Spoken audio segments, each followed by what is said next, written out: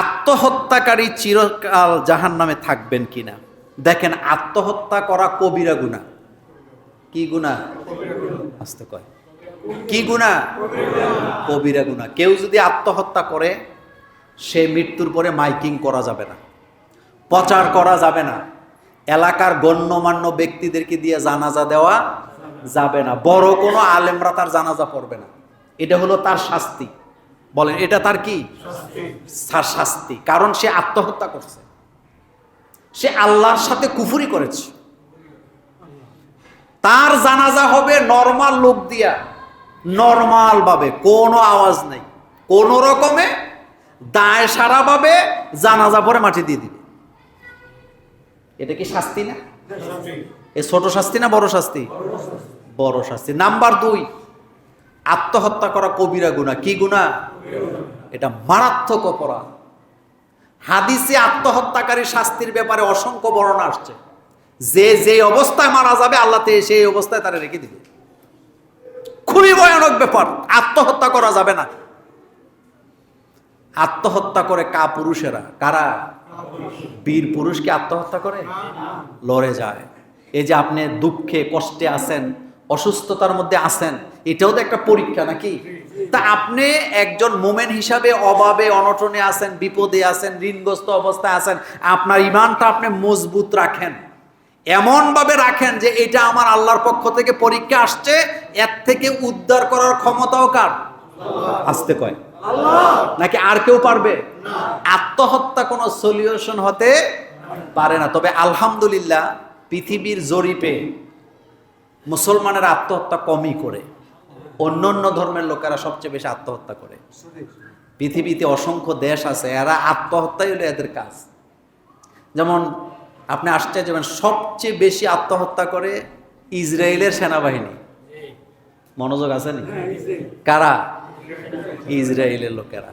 এরপরে আরো অনেকগুলা দেশ আছে, আমি আপনাকে বলতে পারবো, এত লম্বা করতে চাই না। তারা অমুসলিম হওয়ার কারণে তারা আত্মহত্যা করে, কারণ তারা আল্লাহর উপরে ভরসা রাখতে পারে না। মুসলমান যে আত্মহত্যা করে না, তার একটাই কারণ, মুসলমানের অন্তরের মধ্যে লালন করে, আমার যেই বিপদটা আসছে এটা কার পক্ষ থেকে আসছে, আর তিনি আমাকে উদ্ধার করতে পারেন। আমেরিকার এক ইউনিভার্সিটির 17 জন গবেষক পৃথিবীর বিভিন্ন রাষ্ট্র আর ধর্মের মানুষদেরকে নিয়ে গবেষণা করেছে যে পৃথিবীতে সবচেয়ে সুখী জাতি কারা। তারা সেখানে বলেছেন, পৃথিবীতে যত জাতি আছে, সকল জাতির মধ্যে সুখী জাতি হলো মুসলমানেরা। মুসলমানদের কাছে সম্পদ কম, কিন্তু সুখ অনেক বেশি। তারা সেখানে অনেকগুলো প্রমাণ দিতে যায়, একটা প্রমাণ তারা দিছেন যে মুসলমান কখনো বিপদে হতাশ হয় না, আত্মহত্যার দিকে যায় না। কারণ মুসলমান যত বড় বিপদে পড়ে, তারা আকাশের দিকে তাকায় বলে, আলহামদুলিল্লাহ, আমার আল্লাহ যা করছে ভালোর জন্যই করছে। এই যে কথাটা বলে যে যা করছে ভালোর জন্যই করছে আমার আল্লাহ, এটা বলার কারণে তারা নৈরাশ হয় না। 2 নাম্বার, তারা বলেছেন যে পৃথিবীতে দুঃখ কষ্ট দূর করার সবচেয়ে পাওয়ারফুল মেডিসিন হচ্ছে আলহামদুলিল্লাহ বলা। এখনো তো কয় না কি বলা? আপনার শরীর ভালো না, আপনি অসুস্থ, কেউ আপনাকে জিজ্ঞেস করছে, ভাই কেমন আছেন? আপনি যখন আলহামদুলিল্লাহ বলেন, আচ্ছা বলেন তো শরীরটা একটু পাতলা লাগে নাকি লাগে না? পরীক্ষা করবেন, লাগে কি লাগে না? লাগে, পাতলা লাগে। এজন্য আপনি অসুস্থ, একজন গিয়ে আপনার মাথার মধ্যে হাত দিয়া বলছে, ভাই কোনো চিন্তা করো না, আল্লাহ অসুস্থতা দিছে, আল্লাহ দূর করে দিবে। এখন শরীর ওজন লাগে না পাতলা লাগে? পাতলা লাগে। কিছু কিছু ডাক্তারের কাছে গেলে দেখবেন ডাক্তাররা ওয়াশ করে দেয়, রোগ এমনি ভালো হয়ে যায়। আছে নি? আছে, এরকম ডাক্তার আছে। যাবেন, আপনাকে ইসলাম শিখিয়ে দিবে, বুঝাই দিবে, এই করো।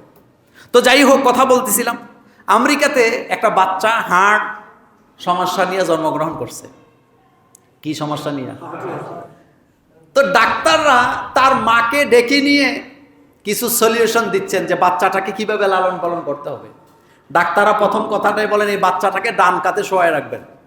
মহিলা হাসি দিয়ে বলতেছে, আপনি ডান কাতের কথা বলতেছেন, আপনি বলার আগে 1400 বছর আগে আমার নবী মুহাম্মদ সাল্লাল্লাহু আলাইহি ওয়াসাল্লাম বলে গেছে ডান কাতে ঘুমানোর জন্য।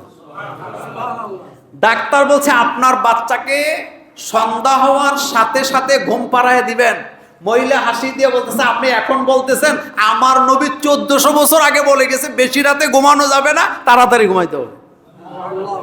এরকমের 12টা সলিউশন ডাক্তার দিছে, মহিলা বলছে 12টা আমি আগেই জানি, আমার নবী সবগুলো বলে গেছে। ইসলাম শান্তি, ইসলামেই কি শান্তি। তবে একটা পরিবারে একজনে ইসলাম মানলে শান্তি পাইবে না, সবাই মানতে হইবে। একটা সমাজে একজন ইসলাম মানলে শান্তি পাওয়া যাবে না, সবাই মানতে হবে। সেম একটা রাষ্ট্রের একজন ইসলাম মানলে হবে না, সবাই মানলে কি পাওয়া যাবে? শান্তি পাবেন। একজনে মানলে হবে না। আল্লাহ আমাদেরকে বুঝার তৌফিক দান করুক। রোগ হলে গুনাহ মাফ হয়, তাহলে মানুষ রোগ থেকে মুক্তি চায় কেন? চমৎকার কথা। শুনে প্রথমে বুঝতে হবে রোগটা হলো আল্লাহর পক্ষ থেকে একটা পরীক্ষা, ইমানি পরীক্ষা। কি পরীক্ষা? হযরত আইয়ুব আলাইহিস সালাম, তাকে যখন পুরা শরীরে পোকায় ধরলেন, জিহ্বার মধ্যেও কি পোকা হয়ে গেছে। হযরত আইয়ুব আলাইহিস সালাম আল্লাহর কাছে মুনাজাত করলেন যে ও আইয়ুবা ইজনাদা রব্বাহু আন্নি মাসানিয়াত দুররু ওয়া আনতা আরহামুর রাহিমিন। আয় আল্লাহ, আমি অসুস্থ, আমি দুর্বল, কিন্তু আপনি হচ্ছেন কি আরহামুর রহিমিন, আপনি দয়ালু, আপনি দাতা, আপনি ক্ষমাশীল। আয় আল্লাহ, আপনি আমাকে দেখছেন, আমার অবস্থা সম্পর্কে আপনি আমার চাইতে ভালো বুঝেন, ভালো জানেন। তখন আল্লাহ পাক আইয়ুব আলাইহিস সালামের রোগকে কি করলেন? মুক্ত করে দিলেন। কোনো লোক যখন অসুস্থ হয়, আল্লাহ এই অসুস্থতার কারণে তার গুনাহকে মাফ করে। তার এই পরীক্ষায় সে পাশ করলে, অর্থাৎ সে যদি এই অসুস্থতায় ধৈর্য ধারণ করে, তাহলে তাকে আল্লাহ এই রোগের বিনিময়ে কি দেন? নেয়ামত দান করেন। এখন আমাদের দেশে সমস্যাটা হলো অনেকে অসুস্থ হইলে আল্লাহরে গালাগালি করে বা ধৈর্য হারায়, যে আল্লাহ বুঝি আমারে কোন কারণে এত বড় অসুস্থতা দিল। অসুস্থ হইলে রোগ মাপ, কি বলে, রোগে আক্রান্ত হইলে, অসুস্থ হইলে গুনাহ কি হয়? ক্ষমা হয়। এটা রাসূলুল্লাহ সাল্লাল্লাহু আলাইহি ওয়াসাল্লামের একাধিক হাদিস দ্বারা প্রমাণিত। কিন্তু আমরা মুক্তি চাই কেন? আমরা তো মানুষ, আমরা কি মানুষ, আমাদের মধ্যে দুর্বলতা আছে না নাই? আছে। এই মুক্তি কামনাটা মূলত আল্লাহর কাছ থেকেই চাওয়া। আল্লাহর কাছে আপনি চাইবেন শেফা। আল্লাহ কোরআনে বলছেন অনুনাজ্জিলু মিনাল কোরআন মা হুয়া শেফা ওয়া রাহমাতুল লিল মুমিনিন। কিন্তু এই চাওয়াটা যেন হয় আল্লাহর উপরে, আল্লাহর প্রতি ঈমান রেখে। হযরত ইব্রাহিম আলাইহিস সালাম বলেছেন ওয়া ইযা মারিতু ফাহুয়া ইয়াশফি, আমি যখন অসুস্থ হই আমাকে শাফা দান করেন কে?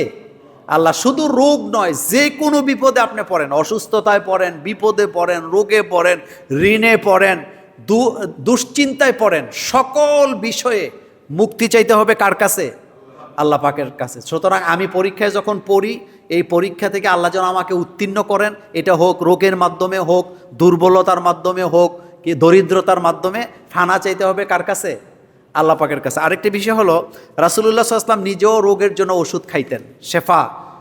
আল্লাহ রাসূল বলতেন ওষুধটা হলো উসিলা, কিন্তু শেফা দিবেন কে? আল্লাহ পাক। এইটা আল্লাহর প্রতি ঈমান রেখে আমরা রোগটা মুক্তি চাই।